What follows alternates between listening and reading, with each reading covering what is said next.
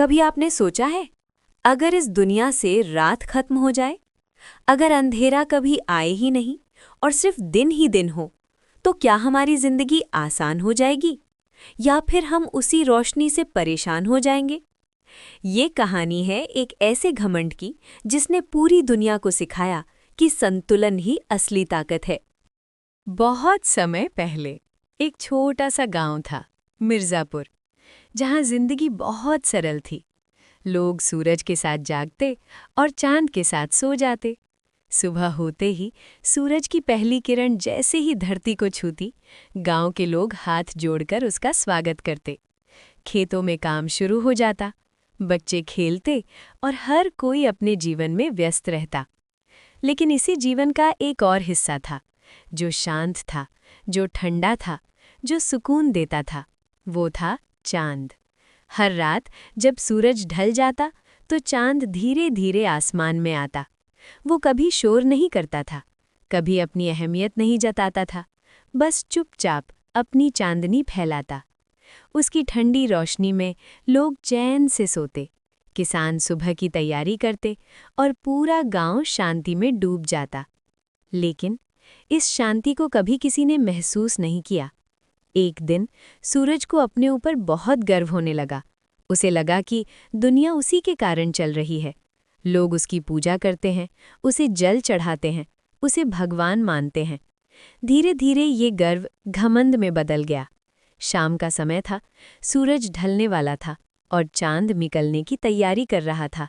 तभी सूरज ने चांद को देखा और मुस्कुराते हुए कहा कि जब वो आता है तो पूरी दुनिया उसका स्वागत करती है, लेकिन जब चांद आता है तो कोई उसे देखता तक नहीं।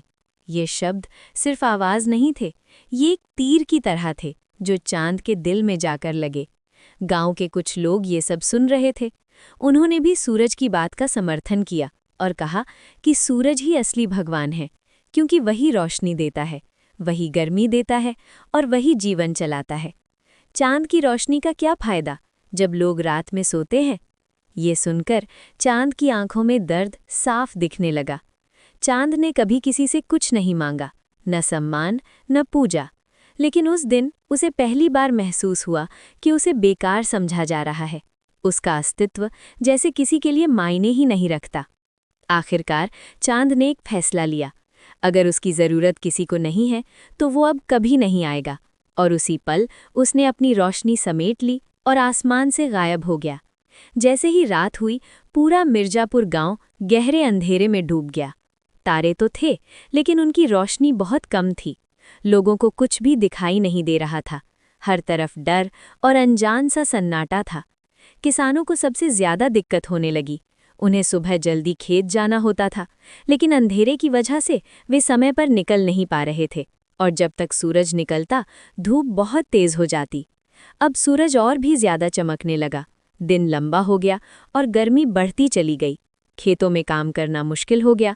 लोग थकने लगे और धीरे धीरे सबकी हालत खराब होने लगी। सबसे बड़ी समस्या ये थी कि अब रात आती ही नहीं थी। लोग सो नहीं पा रहे थे, आराम नहीं कर पा रहे थे। उनकी जिंदगी से शांति गायब हो गई थी। कुछ ही दिनों में बच्चे बीमार पड़ने लगे, कई लोग बेहोश होने लगे, गर्मी असहनीय हो गई। हर किसी के चेहरे पर डर था और एक ही सवाल था कि ये सब कब खत्म होगा। अब गांव वालों को अपनी गलती समझ आने लगी। उन्हें एहसास हुआ कि जिसे उन्होंने बेकार समझा वो भी उतना ही ज़रूरी था। लोगों को अपने शब्द याद आने लगे, वो बातें जो उन्होंने चांद के बारे में कही थी। अब उन्हें शर्म महसूस हो रही थी। सभी गांव वाले इकट्ठा हुए। उन्होंने आसमान की ओर देखा और चांद को पुकारना शुरू किया। उन्होंने माफ़ी मांगी और कहा कि अब वो दोनों को बराबर मानेंगे। कुछ समय बाद आकाश में हल्की रोशनी दिखाई दी, जैसे कोई वापस आ रहा हो। धीरे धीरे चांद फिर से आसमान में दिखाई देने लगा। उसकी ठंडी चांदनी पूरे गांव में फैल गई और सबको राहत मिलने लगी। अब दिन और रात दोनों वापस आ गए थे। सूरज दिन में आता और चांद रात में, और दोनों मिलकर दुनिया को संतुलित बनाए रखते। गांव वालों ने अब कभी भी किसी को छोटा या बड़ा नहीं समझा। उन्होंने समझ लिया था कि हर किसी की अपनी अहमियत होती है। इस दुनिया में हर चीज़ का अपना महत्व है, चाहे वो छोटा हो या बड़ा, दिखे या ना दिखे। अगर संतुलन टूट जाए तो जीवन भी टूट जाता है।